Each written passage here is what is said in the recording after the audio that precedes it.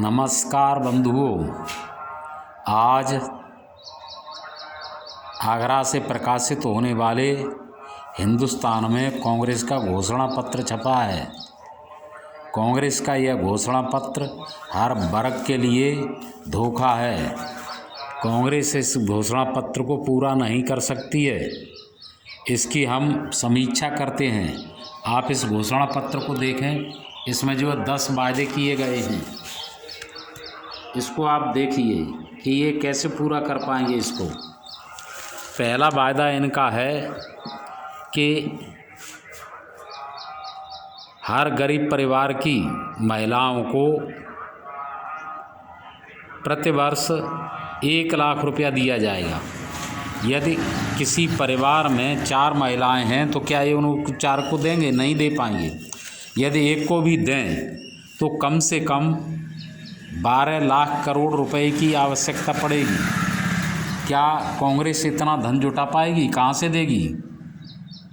किसको लूटेगी? दूसरी बात, इसमें जाति जनगणना की कही गई है, तो क्या यह केवल हिंदुओं में ही जाति जनगणना होगी या मुस्लिमों और ईसाइयों की भी की जाएगी? यह उसका षड्यंत्र हिंदुओं में फूट डालने लड़ाने के लिए है, हिंदुओं को आगे बढ़ाने के लिए नहीं है। तीसरी बात है, इसमें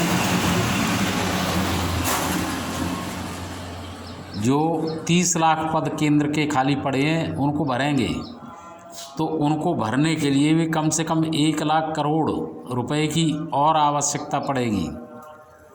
चौथा है इनका कि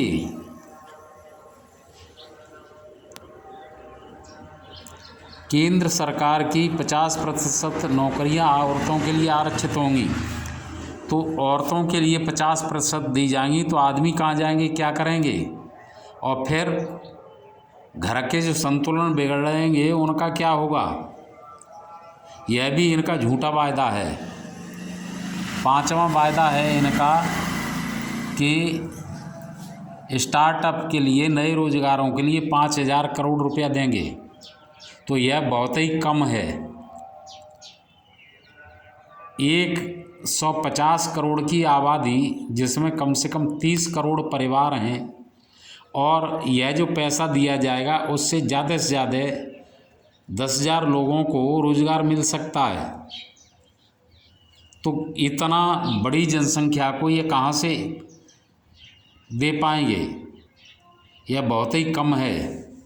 छठवां इनका है कि EWS वालों को हम 10% आरक्षण देंगे सभी वर्गों में। तो क्या ये आरक्षण के भीतर आरक्षण देंगे? इस बात को सुप्रीम कोर्ट पहले ही खारिज कर चुका है और इन्हीं के शासनकाल में। तो कैसे देंगे ये? आरक्षित वर्गों में जो गरीब हैं उनको 10% उसमें से देंगे भीतर से, तो आरक्षण के बीच आरक्षण होगा। 7वां इनका वरिष्ठ नागरिकों को 1000 रुपया महीना दिया जाएगा। इसमें भी इनको कम से कम 1 लाख करोड़ रुपए की आवश्यकता पड़ेगी। हर डिग्री धारक को 1 लाख रुपया बेरोजगार भत्ता दिया जाएगा। तो इसमें भी कम से कम 5 करोड़ डिग्री धारक लोग जो बेरोजगार हैं और उनको ये पैसा देगी, तो कम से कम 1 लाख करोड़ रुपया उनको भी चाहिए। 9वां है इनका कि स्वामीनाथन आयोग की रिपोर्ट लागू की जाएगी। MSP सबको दी जाएगी, गारंटी दी जाएगी MSP की। तो मैं ये जानना चाहता हूँ कि केंद्र सरकार के पास इतने अनाज गोदाम हैं और क्या इतना पैसा है कि वह अनाज को खरीद सके और उसे सुरक्षित रख सके?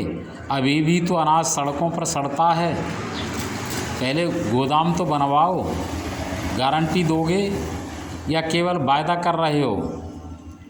10वां है अग्निपथ योजना वापस लेंगे। अब मैं इनसे पूछता हूँ कि आज दुनिया बहुत आगे बढ़ गई है और आज मिलिट्री में सुपरमैनों की आवश्यकता है। हर देश अपने यहाँ के जवानों को अपग्रेड कर रहा है, यानी हर देश में लगभग अग्निपथ योजना चल रही है। तो जो सुपरमैन हैं, सुपर योद्धा हैं, उनको ही लेते हैं सब देश। तो उनके मुकाबले में हम कैसी मिलिट्री बना करके तैयार करेंगे? क्या ऐसी जो हम आगे चल के चीन से और पाकिस्तान से या दूसरे देशों से पराजित हो जाए?